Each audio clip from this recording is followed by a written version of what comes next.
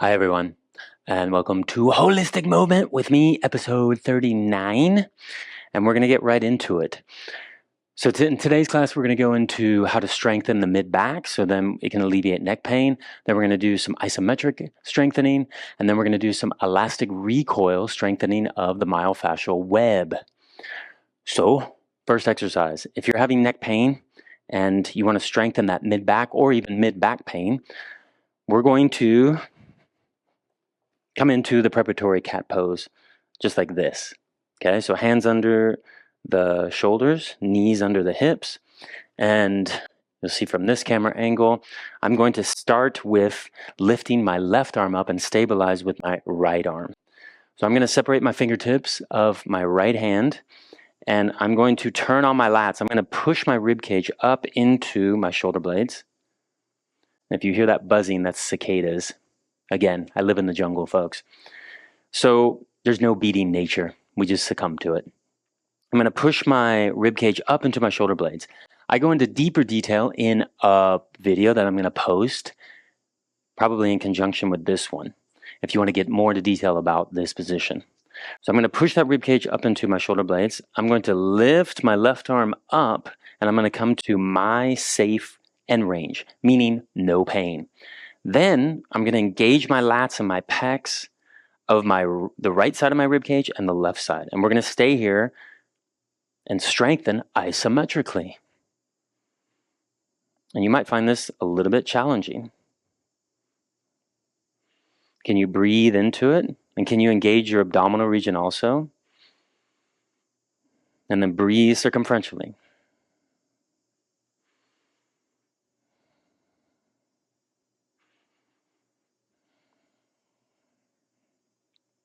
Anytime you want to come down, please come down.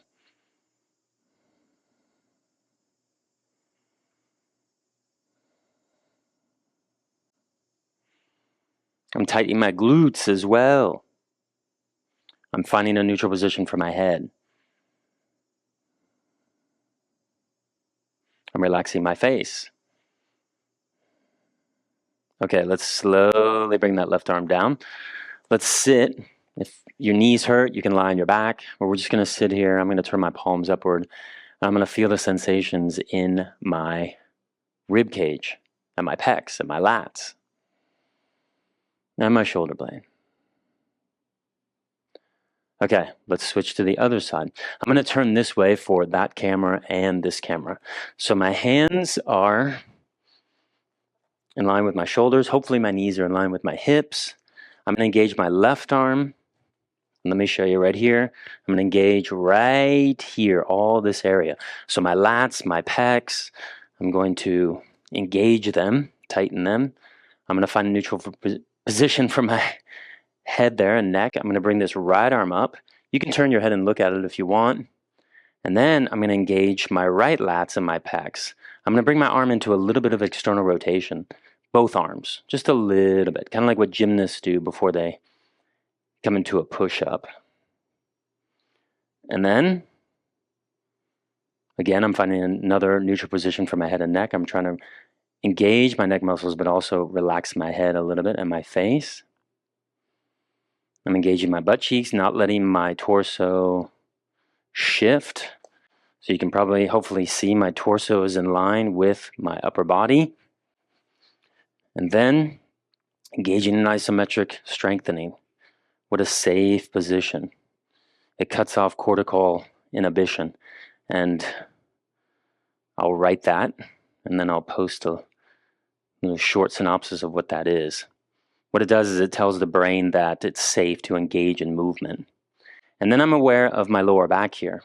Is my lower back in a good neutral position, along with my pelvis? And then I'm going deep into that breath, engaging in circumferential breathing in my abdominal region.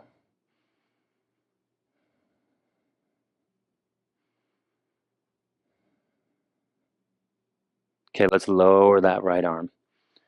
Come back to neutral, and then we're going to lie on our backs. We're going to rest here, and we're going to feel both sides of our rib cage. Let your body sink into the floor. Let your rib cage sink into the floor. When we strengthen that mid-back, that takes away a lot of pressure off the neck, and the neck doesn't have to assume a lot of weight for movement.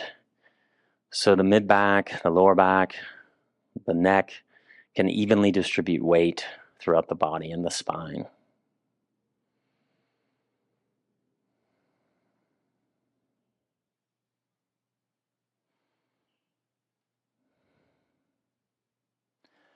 Okay, let's bend our right knees. Bring our left arm next to our left ear. Roll on over to your left-hand side. We're going to come stand up, and I thought we'd do a stabilization of the pelvis. One of many stabilization exercises to help with SI joint instability.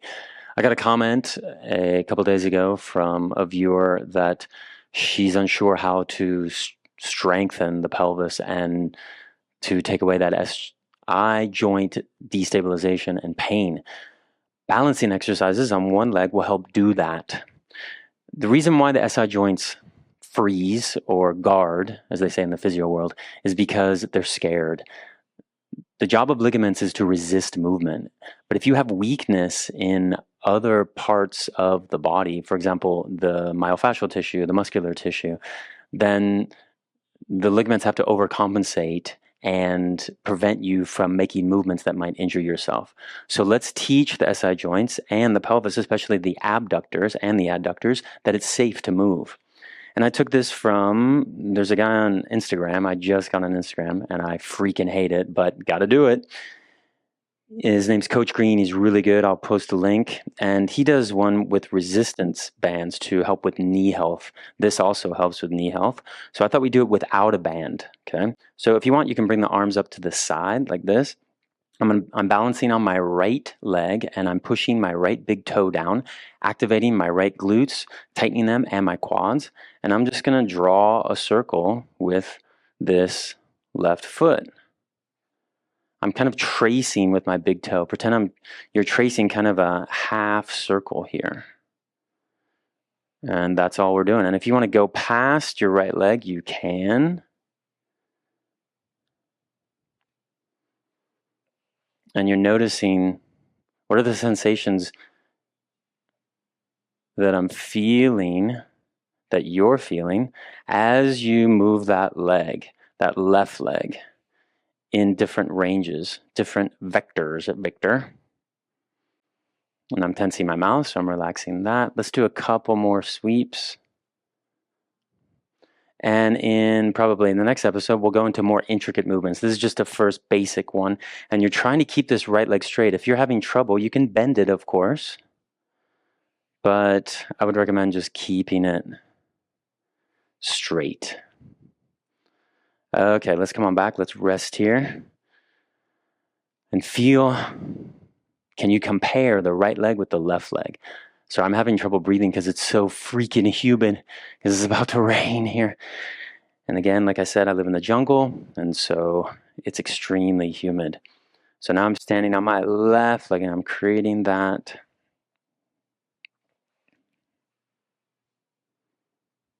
stability with my left leg. I'm creating the half circle, or kind of a 3/4 circle here. And do you find this leg, the left leg, a little bit more challenging than the other one? And what do you notice about your upper body? How does it adapt when your leg goes back and when it goes forward? What muscles have to stabilize to help you with sweeping that leg? Sweep the leg, Johnny. Sweep the leg. And what if you were to drop your arms? Can you do this position without the arms? Ooh, and I almost busted it. Like Buster Brown. Let's do a couple more. And I feel it more in my glutes here, my piriformis muscle in particular, on my left side, more so than my right. And that's probably because my left piriformis muscle is probably a little bit weaker than my right one. Okay, bring that leg back. Let's stand here for a tick. And then we're going to lie on our backs. We're going to rest here. Let this integrate. Let the nervous system feel this new pattern.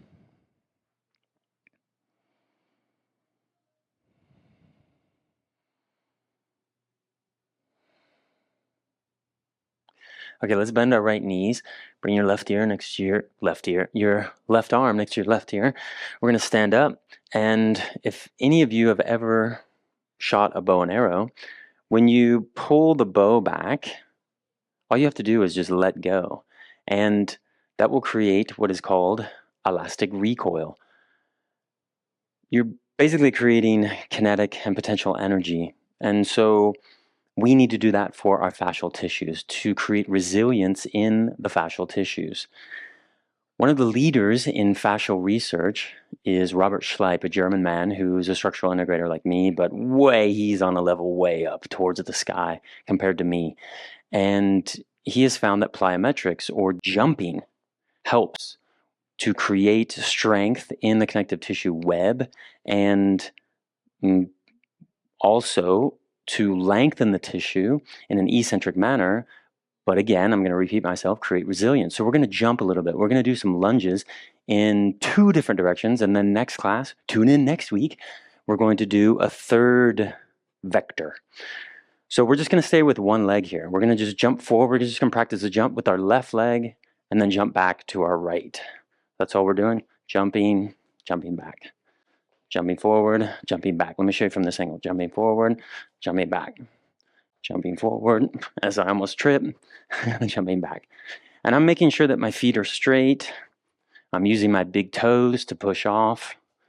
Okay, keep jumping forward and back. If you want to swing this right leg forward, you can. And then your upper body kind of goes forward. Do you see this? When I jump forward, I come into extension. When I jump back, I come into flexion. And then we're going to add the arms. My hands may go out of frame. I'm going way too fast here. I'm just trying to find my balance because these mats are a little bit uneven. And that's all we're doing.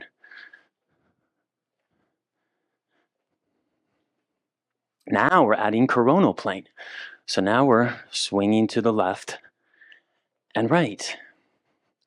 So we're getting our rib cage involved to pull on the tissues in the legs.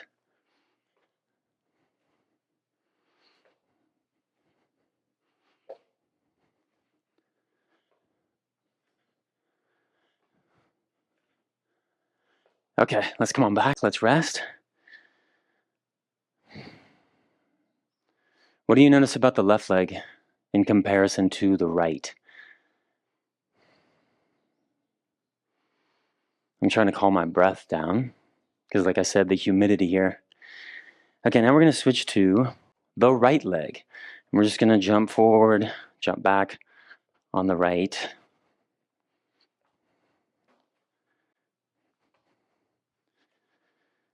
And if you're a fan of jumping rope, wonderful.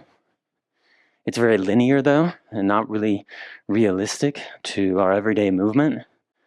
Let me show you from the side here.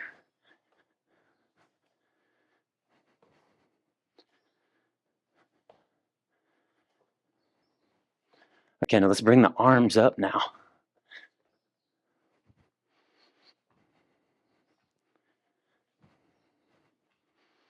And if you fall, you fall. And I just said that and I almost fell.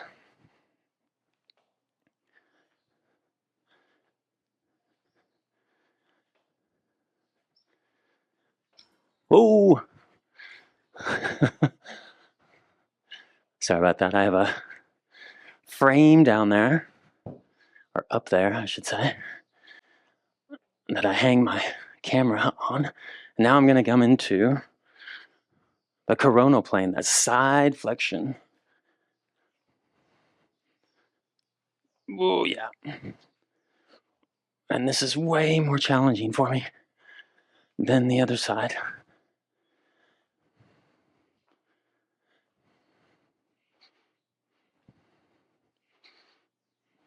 Okay.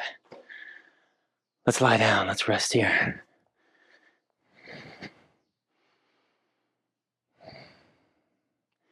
Some nice heavy breathing there.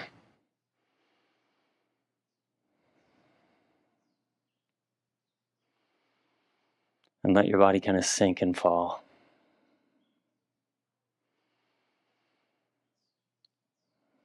A lot of activity going on, not only on top of my heart rate, but I can feel my connective tissue thumping, throbbing. Of course, that's the vascular system as well, my nervous system. Feeling those new connections that I just created. What about you?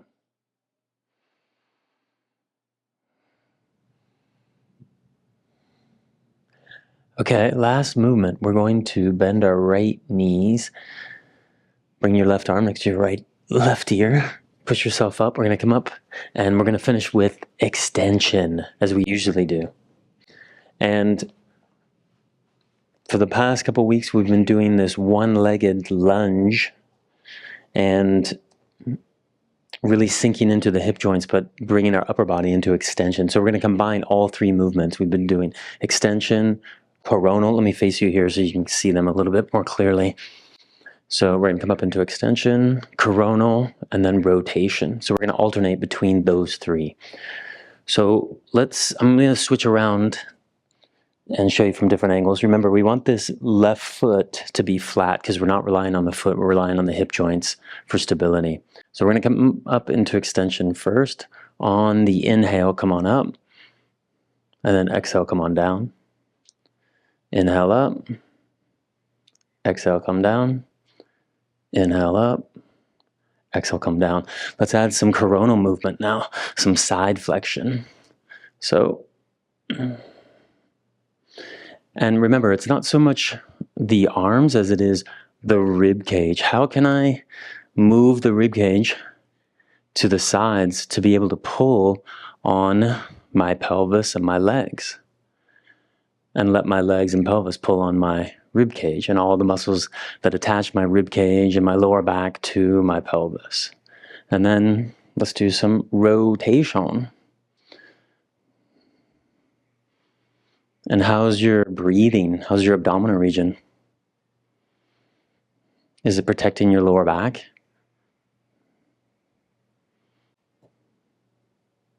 If you want to get fancy, we could do a little bit of this movement. And just get creative. You can also do circles like this. Kind of draw a circle with your hands. Reverse it. Get creative. Invent new movements.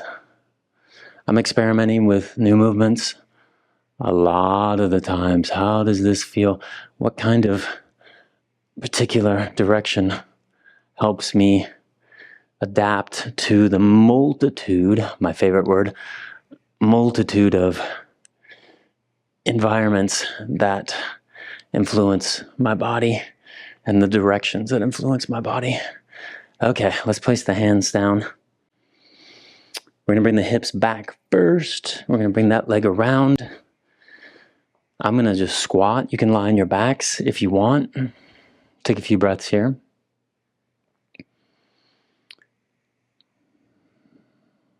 And then we're going to switch legs. I'm going to turn this way. Oh, you hear that bird? Okay. I'm going to bring my left foot forward, right leg back. I'm going to tighten my right butt cheek, sink into my hip joints. Let's come into extension here. And my right hip flexors are holding way more.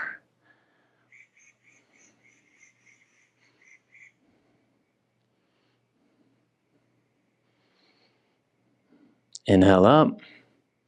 Exhale down. You can also try inhale down, exhale up.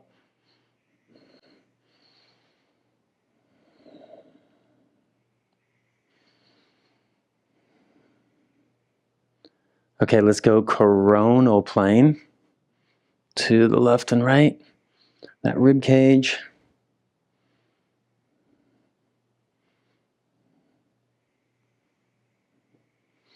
Ooh, yeah. And I love how my legs have to help me stabilize to prevent me from falling to the sides.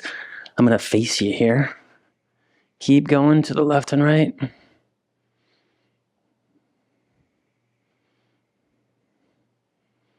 Okay, and then rotation.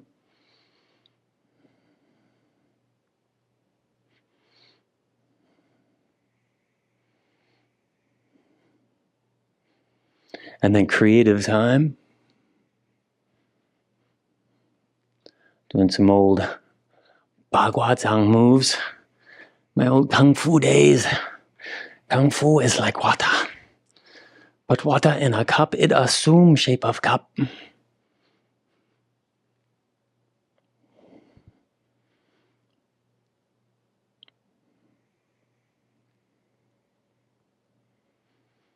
Okay, a couple more.